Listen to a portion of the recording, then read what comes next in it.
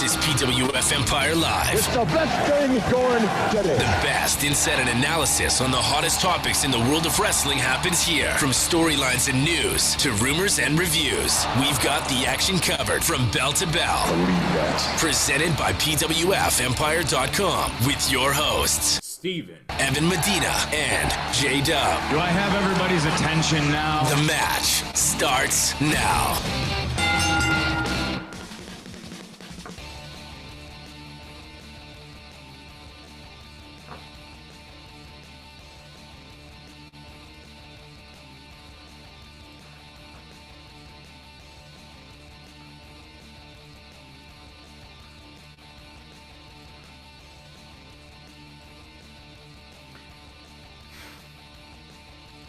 So I had to let the intro play for a few seconds longer than normal because I'm still attempting to catch my breath after watching the 2016 Royal Rumble. I'm going to start this review on PWF Empire Live off with 2 words. Holy shit.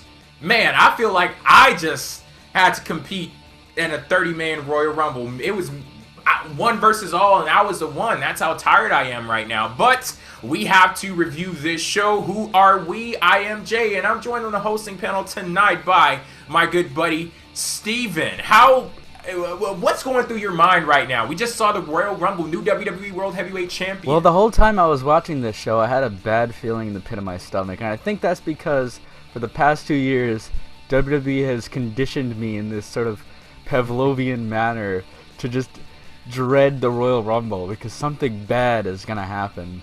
But luckily, they didn't make a stupid and obvious mistake 3 years in a row, and they got their shit together, and this was actually a pretty damn good show. Yeah, we'll definitely get to this tonight. We'll be talking about all of the little intricacies of the Royal Rumble. We'll be going down the entire card, giving our thoughts on every single match that happened. And of course, that final match of the night, the 30-man Royal Rumble match, which was for the WWE World Heavyweight Championship. This baby right here. And we got a new WWE World Heavyweight Champion. And it happens to be that man right there, the aristocrat, the assassin, authority, the game, the cerebral assassin, the King of Kings, Triple Goddamn H. That's his new name, Triple Goddamn H. You gotta go ahead and throw that whole thing in there. But yeah, we'd love it if you guys joined in on the fun. Let us know what you thought about the Royal Rumble. You could do so in a variety of ways. You could do so on Twitter with the hashtag PWF Empire. You could also do so on the post on pwfempire.com and in the chat on youtube.com/PWF Empire, because as always, the conversation continues on and off air. We're going to go ahead and get this conversation started by me introducing the other member of the hosting panel tonight. This is Evan. Hello. Now, Evan, so we just saw the Royal Rumble. Yes. There's another reason why tonight is a special night, and I bet you don't even know why. I don't know why. Why is this also a special night? Because this is the anniversary of PWF Empire Live. The very first show that we did was a 2015 Royal Rumble review. Man, that is crazy. I can't believe it's been a whole year already. Because I remember how huge that show was and how that was like, it blew up. We got so many people interacting with us on that show. So it's definitely a momentous occasion. And it's great to have been here for every episode of this journey. And I look forward to how much more the show grows. Yes, damn right. Here's to another year. So, and many more to come after that. So let's go ahead and get started with the Royal Rumble show as a whole. We kicked off the night with a last man standing match for the WWE Intercontinental Championship. This was Dean Ambrose, the champ, going in defending versus Kevin Owens. And Dean Ambrose went in as a champion and he walked out as a champion, and he walked out, period, because he was the last man standing. This was cool. I feel like there was a surprising lack of bullshit in this match. You know, usually when we get last man standing matches, it's like, well, you got to do something weird, like tie him down to a fucking whatever with duct tape, or you got to like sit on him in a box or something weird. Actually, those usually involve John Cena. That's probably why it was No bullshit. But this time they just basically beat the shit out of each other. There wasn't any really big gimmicks. It was just them doing whatever they can to put the other guy away, and it was a very realistic take on it in that sense. It wasn't like you felt like it was a scripted match where they were waiting to hit their spots. It's like they just throwing stuff at each other from the get-go. And I like the way Dean Ambrose won the match. It's just very simple. He just flips him over the turnbuckle and he stays down for 10. It's like, well, of course that would put someone down for 10 seconds. So I don't know, I thought it was a very good match. I'm kind of upset Kevin Owens didn't win, especially because Sami Zayn is back, as we'll get to. But I don't mind Ambrose winning. Yeah, you brought up something very interesting that I didn't even think about while I was watching the match. I just thought about it when you mentioned it there, but this didn't seem like a spot fest to me. It actually had a logical flow and a consistent flow to it, and I really appreciate that with the match. You had a lot of great spots. Kevin Owens going for that swinging fisherman suplex from the top rope. He kind of prevented Dean Ambrose from going for, I believe it was a superplex, and he sent Dean Ambrose through the table. A lot of great stuff happened in this match, and the ending where Kevin Owens set up all of those chairs and he was about to drive Dean Ambrose through them, and Ambrose pushes him off the top rope and he goes crashing through the two tables. I actually forgot that those two tables were there, and that made the ending of the match mean a little more to me, because it's like, oh shit, they did set those two things up right there, and that's the way that the match ends. So all in all, really good stuff from Dean Ambrose and Kevin Owens. Nothing wacky happened in this match. It just was two guys going out there beating the hell out of each other to the point where they attempted to incapacitate the other, and Dean Ambrose, he's standing tall when everything is said and done. So, but good outing from both Ambrose and Kevin Owens. Yeah, this was the perfect way to kick off the night as far as I'm concerned, because, you know, I did talk in the preview show about the potential for the tag match to start the night, and I'm really glad this one did instead, because, what is going on right now? Because of the fact that, sorry, like some Java thing just came up on my screen. It's just a crazy night. Anyway, yeah, this was as good of a last man standing match as you could ask for to kick off the night. Now, for me, what the biggest thing that to take away is the fact that neither guy looked like crap in this match at any point. Neither guy felt weak. Neither guy was booked badly. It was just a knock 'em, sock 'em, drag 'em out type of fight, and it felt like something that you could really get behind from top to bottom, and that's exactly what you want a last man standing match to feel like. And I really had no idea who was going to win. There was multiple moments where I thought Ambrose was going to win, and multiple moments where I thought Owens was going to win. So it had my attention from beginning to end. It had me invested, and that's huge.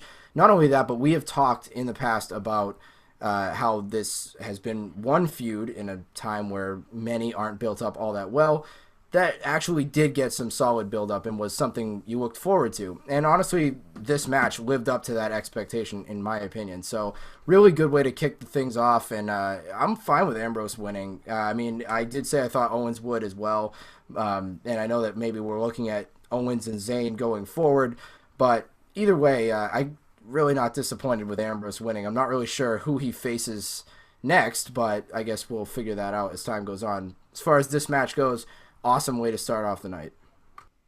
One thing that I will say, though, when someone brought this up in the chat on youtube.com/PWF Empire, they said Kevin Owens still looks like more of a lunatic than Dean Ambrose does. I didn't get that sense that this was going to be basically Dean Ambrose's coming out party. Like, like this was going to be the match where they officially established this guy as a legit lunatic and not one for just merchandising purposes. I wish I would have gotten a chance to see a little bit more of that, because when you put two people in a situation like this and you don't elevate Dean Ambrose to a level where he's doing something that you wouldn't see on a regular in a last man standing match, then he is just one of the people. He's not elevated in a sense where he's doing something that makes him more crazy than just straight up trying to incapacitate your opponent. Because shit, that's crazy in and of itself. But Dean Ambrose and Kevin Owens went in there with the same objective. So I didn't really see Dean Ambrose, you know, take it to another level in that sense. But still a good match overall. Next up, we have New Day versus the Usos, Jimmy and Jey, tag team match for the WWE Tag Team Championship. Before this match even started, we got the debut of Francesca 2, the new trombone from Xavier Woods, and I guess it was Kofi Kingston and Big E. They were trying to talk to Xavier, saying, man, you're moving on kind of fast. And he said, well, a brother's got needs. And I'm wondering, like, what the fuck is he doing with that trombone? Well, like I said on Twitter, he's blowing it. Oh, okay. Wow. There you go. Oh, man. Jay just Alrighty ready to go. We did not prepare so maybe that. At least I didn't. Maybe we should move on to the match now. We had Big E and Kofi Kingston. They were the representatives of a New Day in this match, and Big E wins this match. I believe it was Jey. He went to launch himself off the top rope, and there was some confusion going on. Jey thought that Kofi was still the legal man, but Big E ended up getting a tag, and when Jey went to launch himself off the top rope, Big E caught him, plucked him out of midair, hit him with the big ending. Bam! 1, 2, 3, New Day, still your tag team champions. This was a good match, and I really liked the ending, actually. I liked Big E coming out of nowhere. But I really have nothing to say about it. It's just a good match, and that's sort of how I felt about the whole feud in general. It's like, yeah, it's the Usos versus the New Day. This is kind of what you expect. I don't know how New Day is. I don't know how they're going to lose these titles, because I saw how the crowd reacted to the Usos, and like, I don't make much of the crowd reactions. I'm just throwing that out there. I don't make much of the crowd reactions, but it's indicative of something, in a sense that WWE will never invest as much into any other tag team in the company as they have in New Day. So just looking at this match, there was never any doubt in my mind that New Day wouldn't walk out with those titles, and that's exactly what happened. So I guess that's something another story for another day. But as far as the match goes, I mean, it was good. I found myself reverting back to what I thought previously about the New Day and being wrapped up more in Xavier Woods' ringside antics than what was going on in the ring. But overall, I was entertained by what happened. So I guess that counts for something, the entire picture. Well, what I like, too, is that you had a finish. Well, it looked like it was going to be a finish with the Usos winning, and then they completely, threw us a curveball in there. So that was really nice. And then the finish with Big E, the way he caught Jey off the top, was really nice as well. And I really enjoyed this tag match. So like I said, if this was going to kick the night off, wouldn't have been a bad way. Although it did get the dreaded 2 spot, as I've talked about in the past, and how that usually is a tough act to follow a really good opener. I think this match did a good job of following a really good opener and was another solid match in of itself. And I think the main reason that it did such an effective job of following it up is because it's something different. You go from last man standing one-on-one to a tag match, and that flows pretty well. So I really like the placing of this match being right after the last man standing. And it really did its purpose, and I'm fine with the New Day retaining because they're fucking awesome, let's be honest. They're the best damn thing going in WWE, so I got no problem with those guys holding on to the titles for a lot longer. But, I thought that the Usos might take it from them.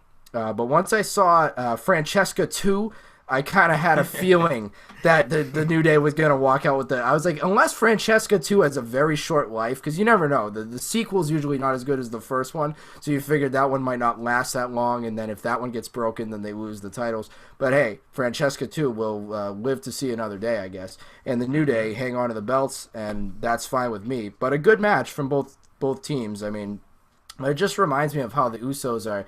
Like, I used to be so into that team, and I don't know, I really like them. I like their work, but I'm not really that into them anymore. I mean, maybe it's just because the New Day is so great, but I just am not feeling as, I don't get as entertained by the Usos as I once did. Maybe that's just me, but I don't know. They're just really solid baby faces, and that is very good, but it gets old. It doesn't have a very long shelf life, you know. Yeah, but it's always fun to watch them. It's just like, you know, you don't really get excited for it. Exactly. It's like the same stuff that you see. They do the same routine. It's like, okay, you know, whereas the New Day are so dynamic. Like, they always come out with something that you haven't seen before necessarily. So, yeah, but a really good tag match nonetheless.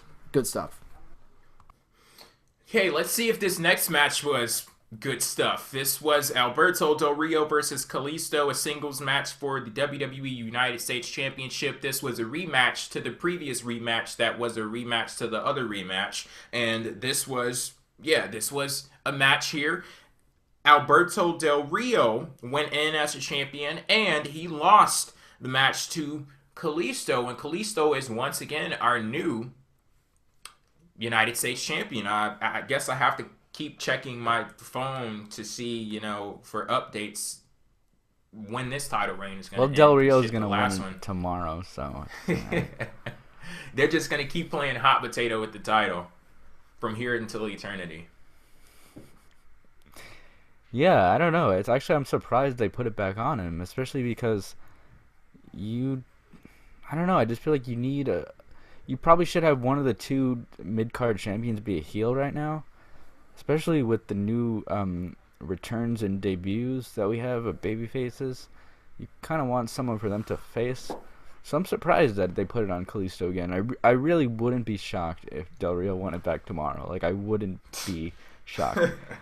I don't think they're going to do that. I think that's a little too much, but I'm not going to be like, whoa, I didn't see that coming, because I could totally see that happening. But this was a pretty cool match, you know. It's It was if you say so. You don't think so? See, look, here's the thing. They went in with their backs up against the wall already, simply based off of how many times that we've seen this match in a very short time span. So not only did this match have to be good, this match had to be a whole hell of a lot better than what we've seen previously. And this match was a hot-ass mess. Like, there were critical moments in the match where botches happened, and they didn't recover from those botches, and then it went to another botch, and it's just that's what I said. Me. That's what I said. These two surprisingly don't work that well. You know, it's weird. You'd think they would. They had some good matches on, like the one that they had on Raw, and then the one that they had on SmackDown where the titles switched. Well, it's kind of 2 and 2. It's like matches. 2 good ones, 2 not so good ones. I thought it was still exciting, but yeah, it was kind of a mess. Yeah, that's how I felt too. It just, like, there was enough botches that it kept me from really enjoying what could have been a really enjoyable match. I'm not saying it wasn't any good, because it had some moments that were fine, but it was also moments that I just was like, what was that? I just felt like it was, I don't know, Del Rio seems to just get so pissed when he's facing luchadors. Like, he just he's mad. Like, and the thing is, he's possessed. Like, it's wrestling. Like, of course, a lot of it comes down to acting and stuff like that. There's a way to act as if you're pulling someone's mask off, but we've seen this way too many fucking times for it to be a mistake. He's done it with Rey Mysterio. He's done it with Sin Cara. He's done it with Kalisto multiple times in the few matches that they've had against each other. Like, he'll pull the mask off and half of their fucking face will be showing. Absolutely. At best, half of their face will be showing, and at worst, the whole fucking thing, the whole kit and caboodle right there. Yeah, definitely. And I think that his over-the-top aggression is almost, it's good heel work in a way, but in another way, it's almost just, like, ridiculous. And I think that causes more botches in the match, you know? I do. I think that fucks up the pacing. But anyway, I'm not, criticizing Del Rio, because I really do like his in-ring work, even if I don't like his WWE character. Anyway, I was surprised that the championship went back to Kalisto as well. I really thought Del Rio would retain it. I don't know if this is going to keep being a hot potato thing, but I'd like it to stop here. Kalisto just hangs on to the belt going forward, because he's really, really good and deserves to have at least somewhat of a run with it, I feel.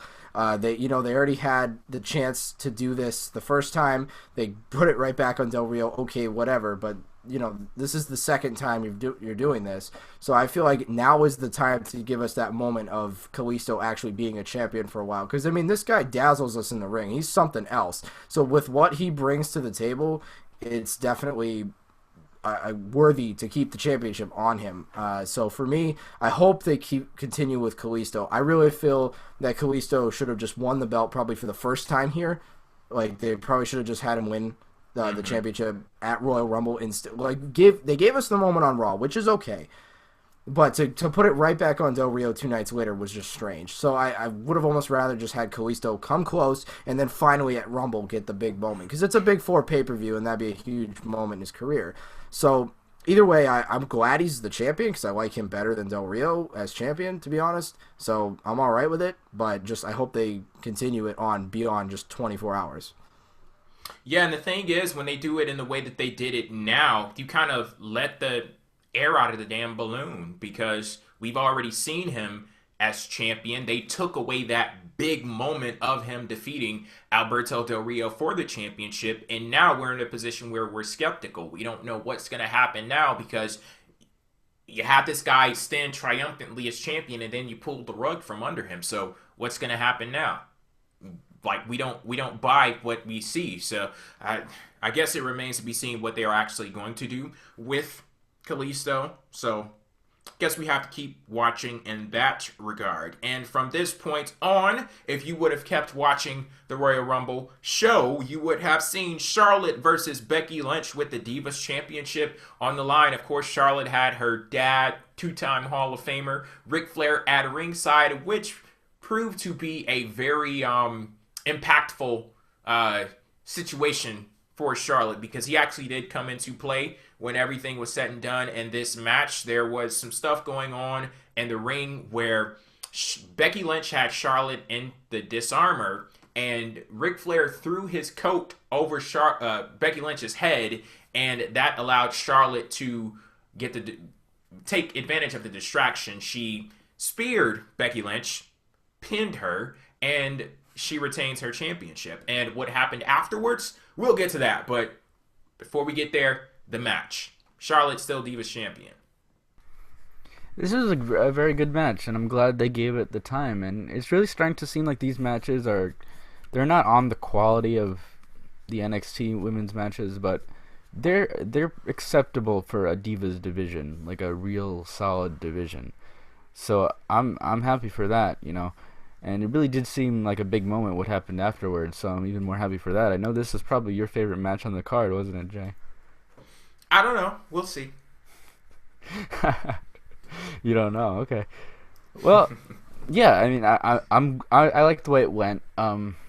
Ric Flair plays his role really well, and I like how he just threw his coat on her and just, like, that's his idea of interfering, like, just enough to annoy her, but not enough to get anyone DQ'd. No, see, I understand what was happening now. Becky Lynch with that vibrant hair, he thought her head was on fire. Oh. So he threw the coat over her head to kind of like put out the fire. So he was actually trying to help her out. It's just unfortunate that she took it the wrong way. Oh, what a nice guy. What a smart strategy. Yeah. What a guy. I would have expected that from someone like Eric Rowan, but... Yes. I mean, hell, I'm sure he wakes up in the morning, goes to the mirror, and looks at his beard and says, "Oh my God!" And then he's, "Oh, okay. All right, I'm okay. He has to remind himself every day, but, you know, that man, he is fire. Yo, speaking of Eric Rowan, wasn't he the first Wyatt family member eliminated in the Royal Rumble? I don't recall. Well, yeah, I mean, he was, but only because this guy is just completely humble and self-sacrificing, and he had to put over Brock Lesnar, you know? Okay, so, yeah, no more of that, Eric. He was just helping him out. He was making him feel better. Okay, so, yeah, Becky Lynch and Charlotte. Personally, for me, this was a pretty good match. I liked Ric Flair's involvement. I think that he is definitely good for help when it comes to Charlotte's development, like I've been saying in the past. And then on top of that, Sasha Banks' appearance is definitely the highlight here for me. Because, well, come on, it's Sasha Banks, and the fact that she's going to be involved here is great. I don't know if it's going to be a triple threat, just Charlotte versus Sasha. I don't know what we're going to be in, but either way, I'm excited for it. I think a triple threat would be awesome. I don't care. At this rate, this was a good Divas Championship match. with the right type of finish, they really did tease at least Becky Lynch winning the championship, which was a good moment. I think that she was that close made this match that much better. And yeah, I'm really hoping that she does eventually win the championship, but she's gonna have to kind of go to the at least second in line to Sasha, because it's been a long time coming to even see her be consistently used on the main roster.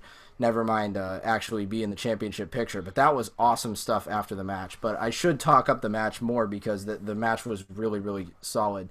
And I loved Ric Flair's involvement from beginning to end, especially with the jacket over Becky's head. That was comical, to say the least. And him just flipping out on the apron is always great to see. Good Samaritan, Ric Flair. Just a great guy. Just a great guy all around. And so, yeah, I mean, again, you got out of this exactly what you would have wanted. I like the heel victory. Sasha's appearance made it that much better. And now you look forward to what we're going to get going down the line for the Divas.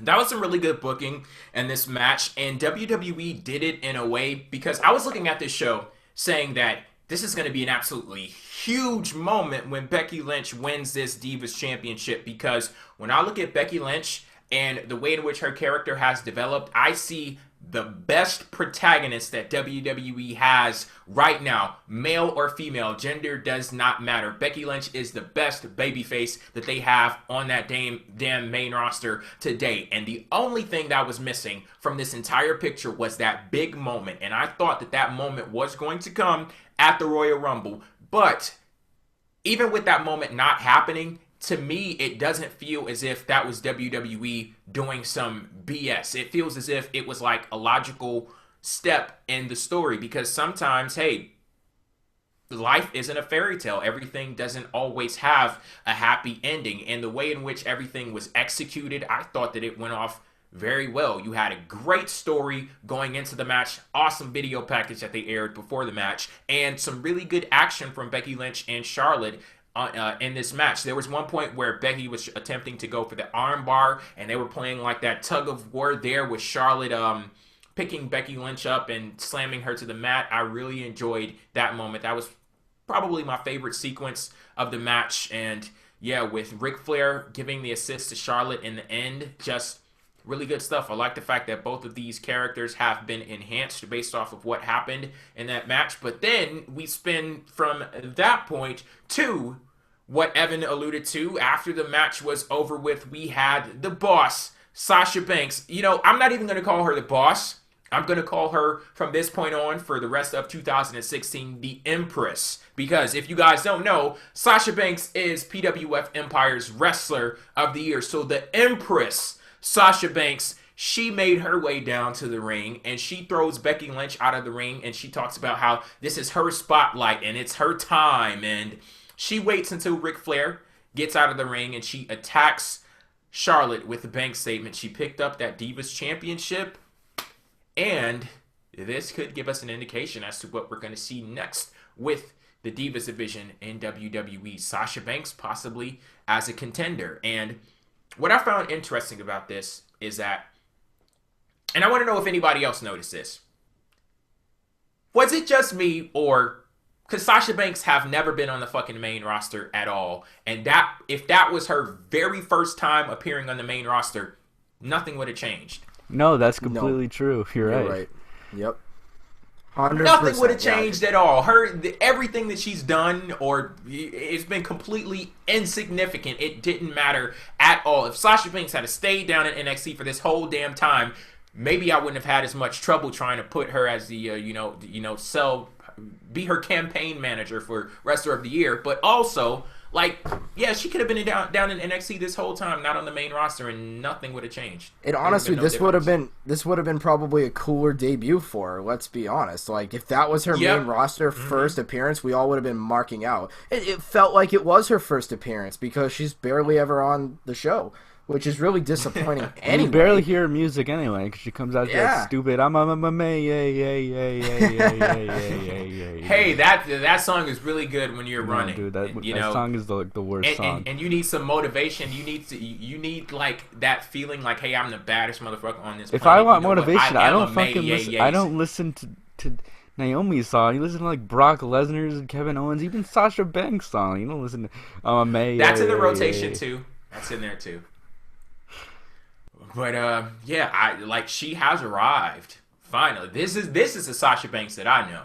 Absolutely. I don't know what else was going on, but that's the Sasha Banks that I know there. She just feels badass, you know. She just comes out and just like, fuck it, I'm gonna kick everyone's ass. Like that's Sasha Banks in a nutshell. Awesome. Let's get more of that, please, and thank you. Okay. Here we go. The big event. The 2016 Royal Rumble match. Let me pull up my notes here. And the winner, of course, Eric Rowan. Despite being eliminated, somehow, some way, he found a way. He's that damn good. So I guess he's like Hideo Itami when he was in the Battle Royal for... he was in the Andre the Giant Memorial Battle Royal. Because they're in this little documentary that they did on WWE's website... he's a winner in every way that counts, except for the biggest fucking way. But I digress. Well, that's true about Eric Rowan. I don't know about Hideo, but that's true for Eric Rowan. Okay. At least I could say that. I know Evan agrees, and I'm sure there are quite a few Rowan fans in the chat room right now. It's Rowan or Die 2016, man. That's the new hashtag. Yeah, I'm voting for Rowan on the presidential election. I'm just gonna put in Eric Rowan. And he saw the Rubik's Cube one. I might be voting for Eric Rowan too. I really think he'd make a solid president. You know, he just comes up with the mask on, just pulls it off. The Rubik's Cube. Yeah, he's like, let's solve a Rubik's Cube, and we're all just like, my God, he's the president. The Rubik's Cube is like an allegory for like the state of the country. It's like, we'll solve it. I love it. Mago. This 2016 Royal Rumble, this was billed as the one versus all because Roman Reigns went in as number one and he had his WWE World Heavyweight Championship on the line. Now, there's a lot that we could discuss here, a lot of ways that we could break this up, but let's talk about the quality of the Royal Rumble as a whole first. I have to give WWE their props because last year's Royal Rumble match, even though Roman Reigns... that's my homeboy. It was the drizzling shits. And they did make a very substantial improvement with the way in which the Royal Rumble was booked this year. So kudos to you, WWE. Oh, yeah. Well, the last people in the ring weren't two assholes. Who was it Big Show and Kane last time? Was it Kane? I mean, aside from Roman Reigns. And then Rusev was the... Rusev came in at the last second, right? Yeah. But other than that, it was like Big Show and Kane. He was fighting 2-on-1. And this time they had Rusev in the ring in the beginning with Roman. Oh, yeah. Same result, but... And they kicked Big Show out like right away, and Kane as well. Yeah. So you didn't really have these, like, oh, who's the Big Show going to win? No, he's not going to win. But yeah, this was definitely an improvement. I will say there's a lot of things that annoy me about this Rumble, but none of them were, like, huge. They're just, like, kind of nitpicky things like, well, that doesn't make much sense, and why the hell they do that? And why do they keep showing me the League of Nations beating up Roman Reigns and I'm trying to watch the damn Royal Rumble? I will say that was the most annoying thing about this Royal Rumble. But there was a lot of positive things, too. Go ahead, Evan. I was just going to say it's weird with the League of Nations beating up Roman Reigns because I had to think to myself, wouldn't they just put him back into the ring, throw him over the top rope and eliminate him so he loses? Like, well, that was one of the things that didn't make sense. There were a lot of things like that didn't make sense. Yeah. Like, why the hell did the Wyatt family... They eliminate Lesnar and then they just leave. Like, why not just help Bray Wyatt? I mean, there's a lot of stupid things like that, but that has more to do with, like, the Rumble that makes no sense itself. Like, they really... And this is just indicative of a larger problem in wrestling. Like, there's no rules. Like, you really can't understand, like... There's no limits to what the hell is going on, and in the Rumble especially, like, there's a lot of things that don't make sense. Like, why don't you just stay out the whole time and then come back like some people do? Let me teach you a little trick here, because I know you're new to this whole PWF Empire thing. When we get into situations where, like, the wrestling not having an established set of rules, we just say because wrestling. Like, you ask the question, why the hell did this happen? Because I know that, but, like, it just annoys me. Because, look, I understand because wrestling, but you can't do it halfway, Like, so the Wyatt family comes in and they throw Lesnar out. So we already established that that's a thing that they're willing to do, but why don't they stick around? Well, no one knows, really. But I know. yeah, why? Because wrestling. Okay. Well, and you could say the same thing for the Miz, because he doesn't enter the ring. He stays. He does, like, he's on the commentary or whatever, and then he enters before. Like, why wouldn't he just wait until there was only one guy left to face, right? But he doesn't do that. He goes in with like 8 other people, and I'm like, Miz, because he saw Dolph Ziggler's weak ass in there, and he's like, okay, this one is gonna be easy. Yeah, Dolph Ziggler got in there, and he just had to take his ass out. Yeah. But the other thing about the League of Nations beating up Reigns, like, that kind of helped him out. Like, okay, he's like, cool, I get to go to the back and recover. Like, that's like, yeah, you get some of those magic beans back there. Yeah, you gotta get the magic bean. Like that, I feel like it just, I don't know. These are all nitpicky things, I admit. Like, it's not, they didn't ruin the match, but it's like, it doesn't really make sense. But yeah, there were a lot of interesting and cool moments, especially AJ Styles. Should we talk about him? Because yes. I know Evan wants to yes. talk about number him. 3. The number 3 entrant in the Royal Rumble was AJ Styles, and it was not BJ Fashions. It was not JA Styles. AJ Styles. He actually came in as his fucking name, and they talked about how he was the phenomenal one, and they talked about how this guy was an international superstar. And even though we heard the rumors, even though we've seen everything that WWE has done to capitalize off of the fact that this information leaked out, it was still surreal to me to see AJ Styles in a WWE ring. And that blew my friggin' mind. It did, and to hear Michael Cole saying AJ Styles, I'm like, man, what is this? Like, it just is weird. You could have heard it 150 times that he was going to be there, and we did. And even then, you still are like, man, he's really here. Like, holy crap. Especially because you don't know the music. You don't even know it's going to be him. And then all of a sudden, you just hear the crowd go absolutely nuts. And you're like, oh, my God, here it is. Yeah. And it's just, it was an amazing moment. Actually, him entering early was nice because then we got to see him for a long time. Like, if he came in at number 28 and then still didn't win, it would have been like, what was that? Whereas he got a lot of time. And he got thrown out by Owens, and I'm pretty sure that was perfect. Yeah, and I'm pretty sure Owens said "Welcome to WWE" or something, which was pretty cool. Oh, I didn't hear that. And that was smart on WWE's part too, yeah, because like nobody is gonna hate Kevin Owens for eliminating AJ Styles. But they will in the moment. They'll boo him, which they did. So they're very smart. Yeah, but and it's not gonna have any lasting. Let somebody like Roman Reigns had eliminated AJ Styles, the place would have blown the fuck up. Oh, yeah. Man. And it's another thing, too, where it doesn't make AJ Styles look like he's not legit, He comes in, gets to be featured, definitely gets to show off everything he can do so anybody who doesn't know him can see some of the greatness that he has. It's like a win-win situation. So having him enter early was perfect. So I really love that about this Royal Rumble. I liked the way they did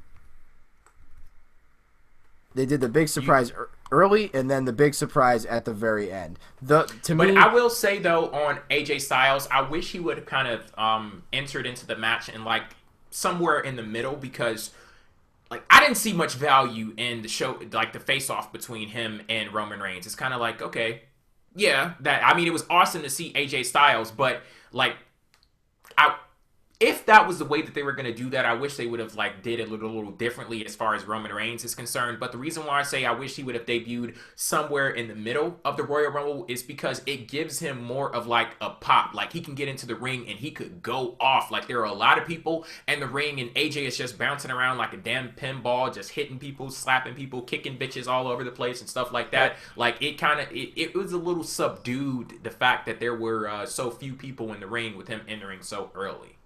I do think you make a good point there. I mean, because he's got, very quick offense. Like he could have hit 5 Pele kicks and it would have been something else. But yeah, I mean, I still am going to stick with the fact that I loved him early, but I can see what you mean. Like if he came in like number 10 or 11 or something, that would have been cool too. But either way, I think he was made to look perfectly legitimate and definitely look like something they can do. They have tons of options with AJ Styles because he could be main event, he can be mid-card, he can be anywhere, and he's going to feel like a legitimate piece. So I loved the way that he was featured in this Rumble. And then I'm not trying to jump ahead too much, but the way that Triple H was entered at the end was equally awesome to me as well. So really, they balanced it out well. Yes, there were some jobbers in there. Yes, there were some guys who, as soon as you saw them come in, you're like, okay. Like, as soon as Jack Swagger comes in, you're like, oh, man, he's gone. But, I did think that the Wyatts eliminating Brock was, what I believe Steven actually had pointed that as what he thought would happen. And, I'm okay with it. I'm just still like, man, Lesnar versus Wyatt, and I can just see Lesnar beating him and beating the family, and that's that. I hope that's not the case. I really think like Wyatt needs to beat Lesnar, but I can't freaking imagine that. So I'm okay with the match. You're right. But it's kind of a corner. It's just a weird one for me. So I don't know. I was kind of disappointed with Lesnar getting beat that way, even though I could see it as a possibility. Too. And yeah, so for me, I think that was one of the weaker spots of the match. Yeah, I was disappointed with Lesnar in general, actually, because I feel like when he came in, it's not like he came in. I was expecting Lesnar in the Rumble, like he comes in, he just tears this shit apart. But really, that's how they tried to present it, but it didn't really feel that way. It just felt like he just came in and did his spots, and then people kind of just laying around while he's there, Like it didn't feel like everyone was like ganging up on him, and then he just overpowers everyone, which is kind of what I wanted to see. It just felt like he came in, everyone was already kind of dead, and he just kind of picked the bones, and he just flinging people around, beating up the Wyatts. It didn't feel like anything like extremely special, and I don't know. Right now, I feel like Brock Lesnar is almost falling off in terms of his star power. I really think he should have won this Rumble. But another disappointment I had was Kofi. I thought he was eliminated in a very shitty way. Yeah, we didn't even actually get to see it live. They had to replay it for us. I thought the whole New Day thing, it was kind of cool, but somebody flubbed up on that. I expected better, too. I really didn't expect just him going on Big E's shoulders. I did. I kind of figured something like that was I just thought, with New Day so over the top, they'd, fucking bring out a trampoline or something, like I said. I don't know, just some crazy stunt, but it wasn't really. This was, the most disappointing Kofi elimination or Kofi showcasing that we've gotten, I think. No, I think the last year. What was last year's? I don't even remember. The fucking rosebuds. He just falls on the rosebuds. Oh yeah, that was weak. Yeah, okay, that was weak. I don't even count that. That was bullshit. I gotta be honest. It was really, really funny when R-Truth put the ladder up and thought it was money in the bank. It was kind of funny. That was awesome. I mean, that's it again. See, I like when there's some comedy in there, because it's like R-Truth. As soon as you see R-Truth, you're like, okay, this guy is not lasting. What is this crazy ass gonna do? Right, so for him to bring out a ladder and then climb, and this is like, oh, it's not money in the bank. And everybody is standing back like, dude, what? That was just awesome. I couldn't help but laugh at that. That was awesome. Yeah, the positive thing to me was Sami Zayn throwing Owens out. I thought that was really cool. Yes. I wanted it to happen. And before we even get to that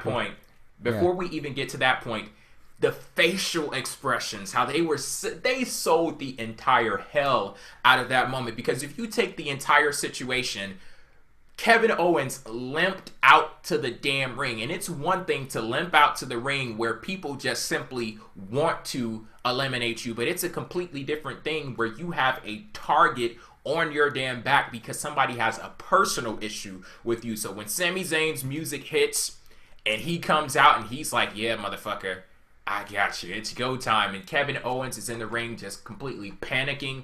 Great stuff. Great stuff. Yeah, definitely. Do you guys have anything else to talk about? Because I'm kind of interested in talking about Ambrose, because that was, to me, very surprising. That is interesting. To add a note about Sami Zayn, I thought the way they executed this was excellent too. I loved him and Owens just going at it. That was a great moment. Honestly, it's one that because there was actually enough good moments to talk about in this Rumble that one isn't even the first one that I think of, but it was a really good one that was in there. So.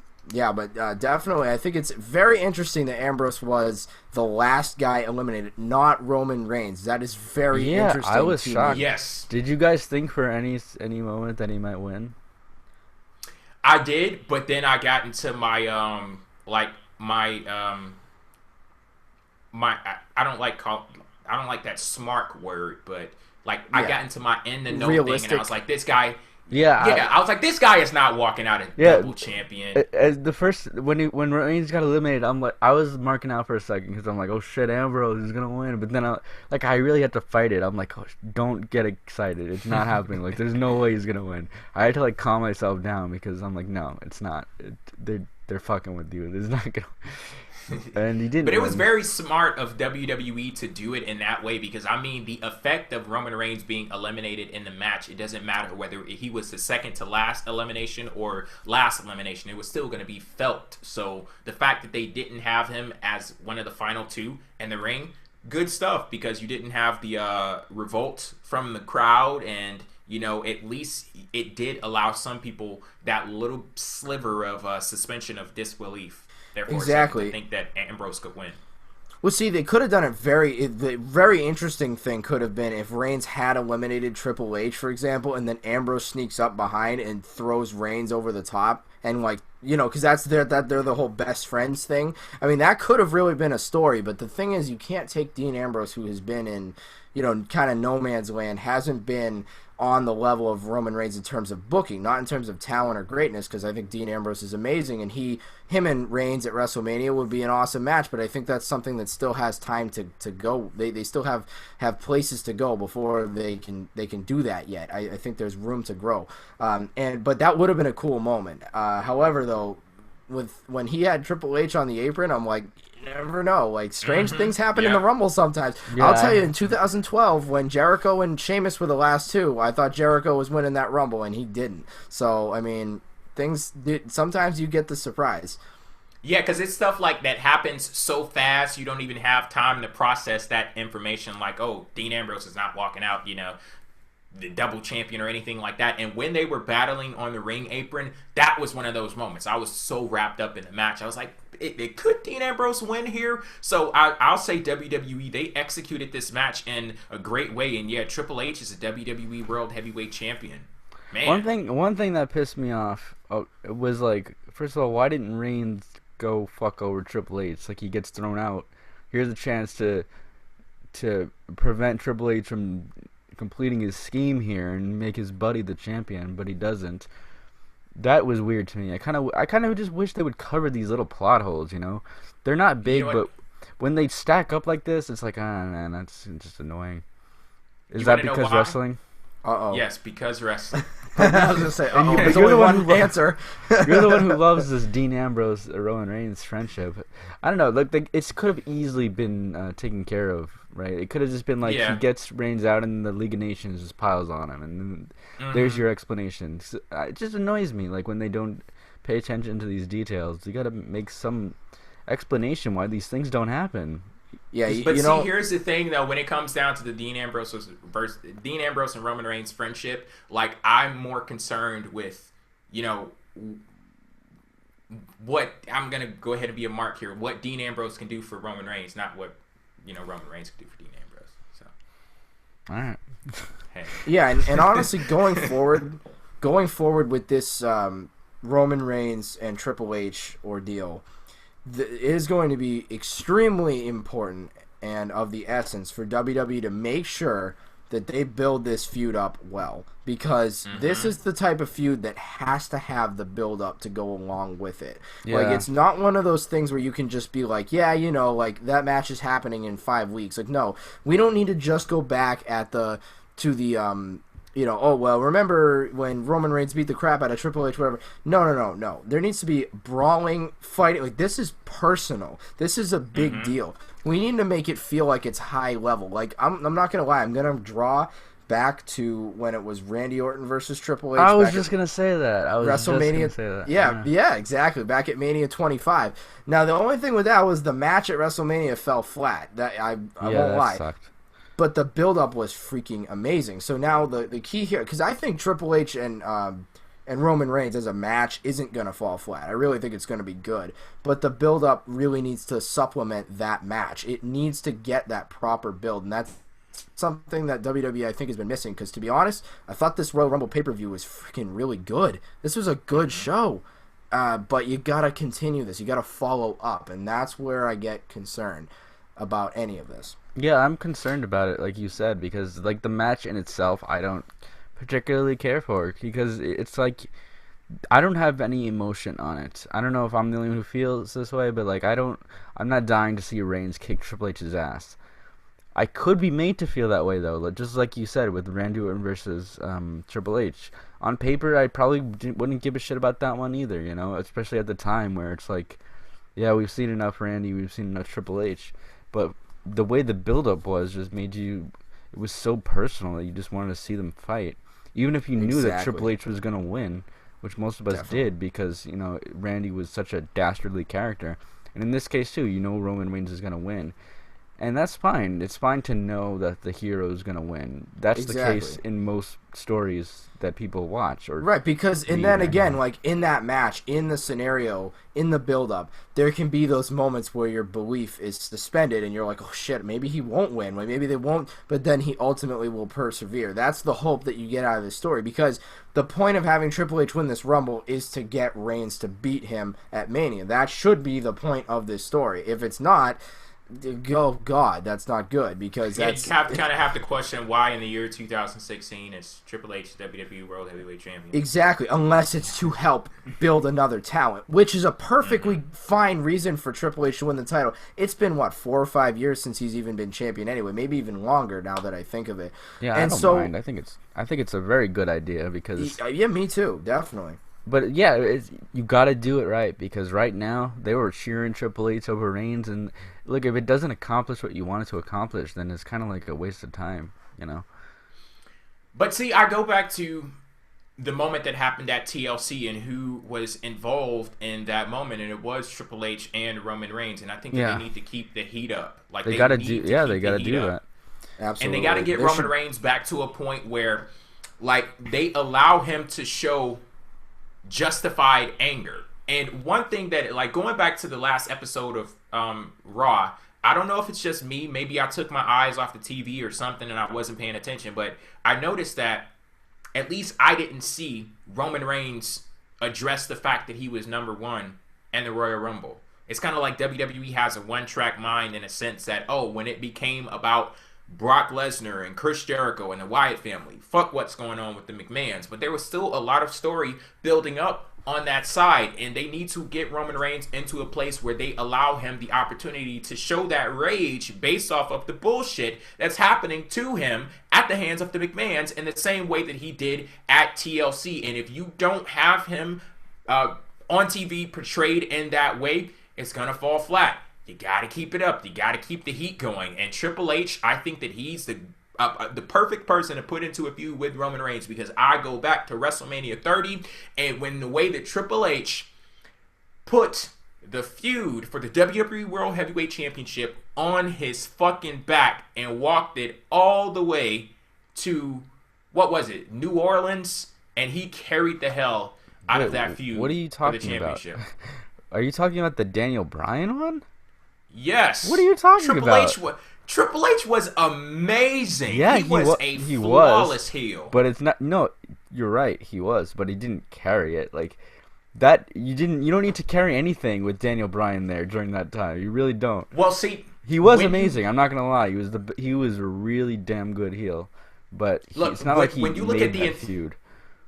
As far as I'm concerned, he did, because when you look at the entire picture and Randy Orton and Batista, I could not give two fucks about either of them. It's like, one of those things. I couldn't scrounge up one fuck with them combined. But putting Triple H with those two wouldn't have solved it. You need Daniel Bryan to do that. Hey, as good as Triple H was, shit, I wouldn't have mind him kicking Danny Bryan's ass and going on to that main event. Goodness. But man, that's just me. That's me being a mark. I'll admit. That's fair. And I'll be honest with you, that Triple H Daniel Bryan match was the highlight of WrestleMania 30, in my opinion, in ring-wise. The best moment of the night was obviously Bryan winning the championship, but the best match of that night was that opener between Triple H and Bryan. That was an unbelievable match that I've watched back several times. I'm not gonna lie, it's one of my favorite matches in the last 5+ years. And honestly, yeah, Triple H was a flawless heel in that. We need that channeled in this feud. That has to be there. Like, I'm fine with tomorrow on Raw, Reigns, Triple H, huge brawl. They gotta just make it personal again. They gotta keep that going right from the beginning. And I think that's where Steven's point about why didn't Reigns come in and do something about this after Triple H won the belt, I think that's a really good point. Because if he does do something right here, it makes it that much more personal. And I think they could have kicked that off here at Rumble instead of waiting till maybe tomorrow. But they can still, it's still okay. I just think that it would have been even better had they already started it right away. Because Reigns gets thrown over the top, and by the time Ambrose got eliminated and Triple H won, Reigns would have been back, had the wherewithal to slide back into the ring and spear him. And then they could have already established that Roman Reigns is one pissed off SOB, and that's going to lead to some huge, action on Raw the night after. You know what I mean? Yeah, or at least give some reason why Reigns didn't do anything, because really it just seemed like he didn't give a shit. Or, I mean, he gave a shit, but it felt like he was, defeated, and he really wasn't. Like, he had a chance to make Ambrose the champion, which would have really pissed Triple H off. So, I don't know. That's something I really wish would have been addressed. But, he's been known to cry after losing championships, so, maybe that's what he was doing. They really have to. I still remember all of that confetti all over the place, and they really gotta make this build up work, because, like I said, right now, if this match happens where they boo Reigns as the winner over Triple H, even if he's this dastardly heel, which I fully expect him to be, that's, to me, a failure. I think that would be a huge failure, because that's what the whole point of this feud is, to get Reigns over as a babyface. And if he doesn't, then they really got to rethink this, because to me, if they don't accomplish that, then I see it as a waste. I would have rather seen Lesnar versus Reigns too, or something. Because then you have more of a dynamic with Reigns. He could be more of a heelish character, and you can get away with it easier because Lesnar is kind of in that gray area, and then Reigns could be right along with him in that gray area. Like, you could see heelish and face-ish aspects in both guys, and that would work better than where Triple H is going to be this dastardly heel. So if he's kind of locked in now, he has to be the heel. Like, he's the bad guy. He definitely will be. I know Triple H will deliver on this. Like Jay said, he's a damn good heel. He's one of the best heels of all time. But see, there's two types of feuds, in my opinion, when it comes to these big matches. And the first type is what you just sort of alluded to, is gray versus gray, or at least sort of two babyface-ish characters. And some examples would be Cena versus Punk, Lesnar versus Reigns from last year, Bryan versus Cena. Even Owens versus Cena to some extent. These are matches that just kind of carry themselves because they're just two big names and it's a very divided fan base. But then you have the second type of match, which is just a clean story, which is good guy versus bad guy. And this is really, really fucking hard to pull off in this day and age. And to my knowledge, the only one... I mean, they pulled it off in minor ways, especially on NXT. They pulled this off quite a bit. But on the main roster, the one that I can only think of where they pull this off, where the crowd is completely invested in the story they're telling, is Daniel Bryan versus all these goons. And the only reason that works is because Daniel Bryan defied any convention in terms of what people like. He was just a clean babyface, and people loved the fuck out of him, so he can get away with that. And you could put him up against a villain, and people will cheer it. But if they're trying to do Reigns versus Triple H and they want to do that angle, they're really going to have to deliver, because the only other one I could think of before Bryan was Randy Orton versus Triple H, which Evan mentioned. And that it wasn't like people were huge fans of Triple H, but it was Orton Randy was just so bad. Yeah, he was just so bad that you had to, you really wanted to see Triple H kick the shit out of him.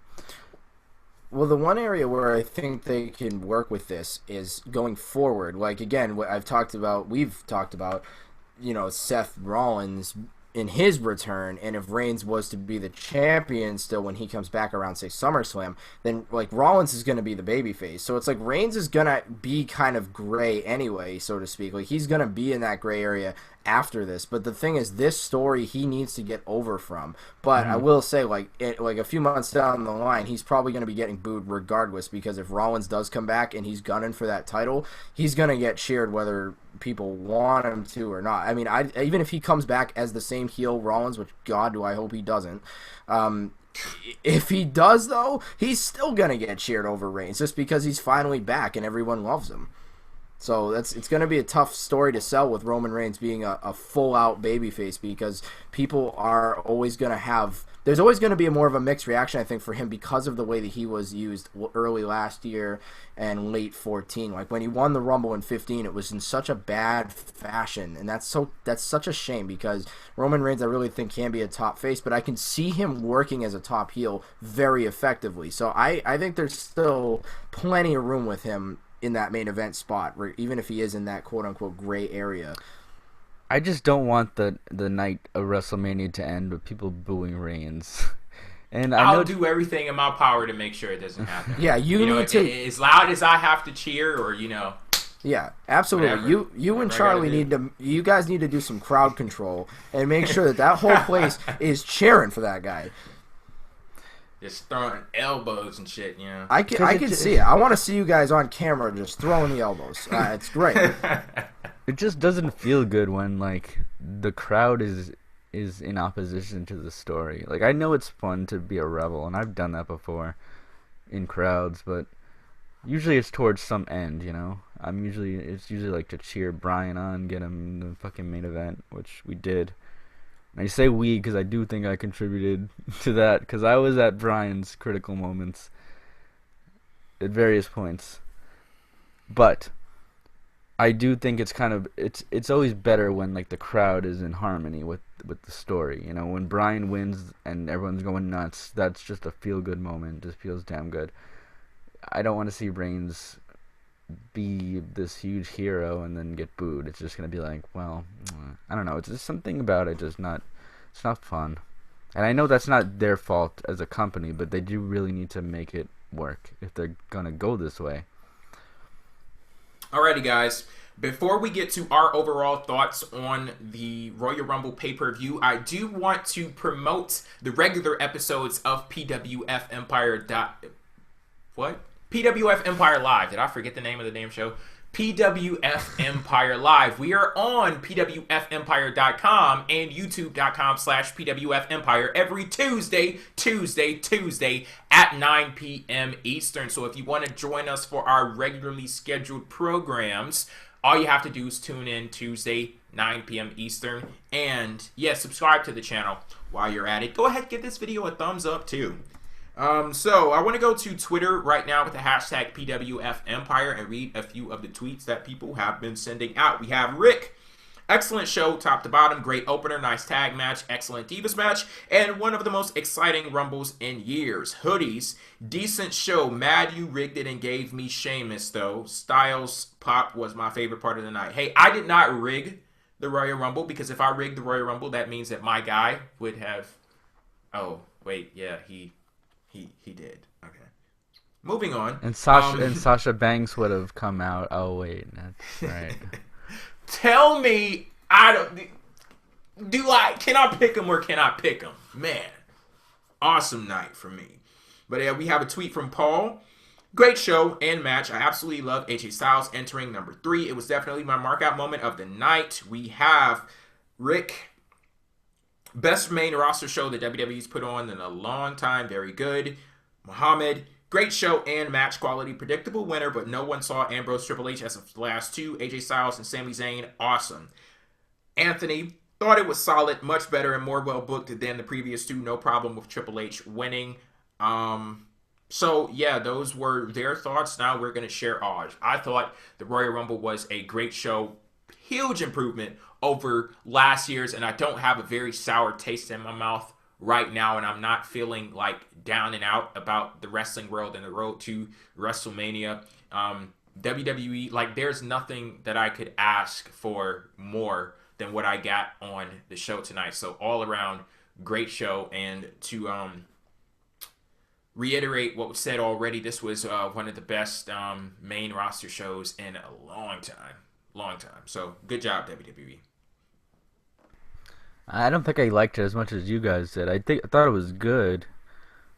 I just wouldn't say great. I think it was okay. I'll say pretty good. It was pretty good, but I don't know. There was just a few things that were keeping me from really being excited about it. But I didn't come away feeling annoyed or shitty about it. So.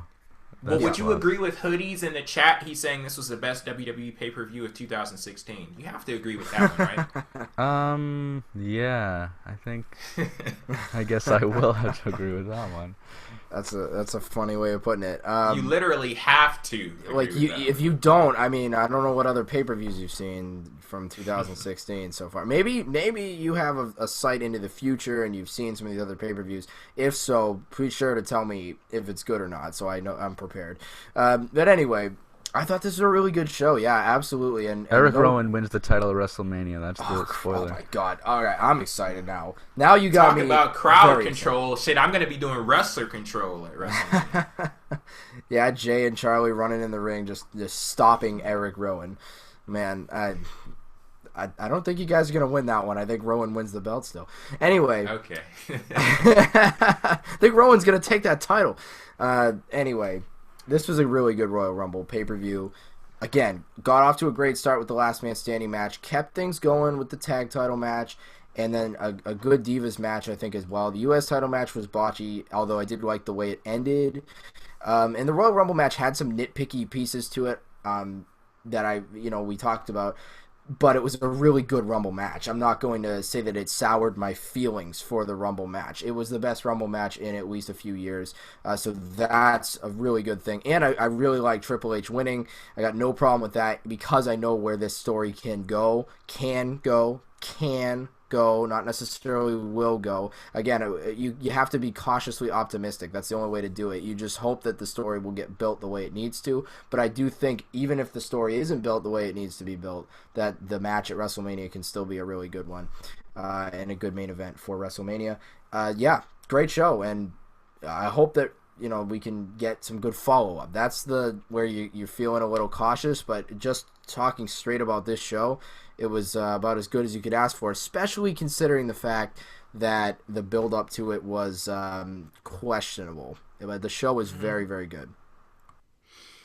That's it for PWF Empire Live's first year and our 2016 Royal Rumble review. Thank you guys for tuning in, and once again, I'll repeat, if you want to tune into our regular shows, you can tune in every Tuesday at 9 p.m. Eastern on pwfempire.com and youtube.com/pwfempire. Until then, we'll catch you later. Peace out.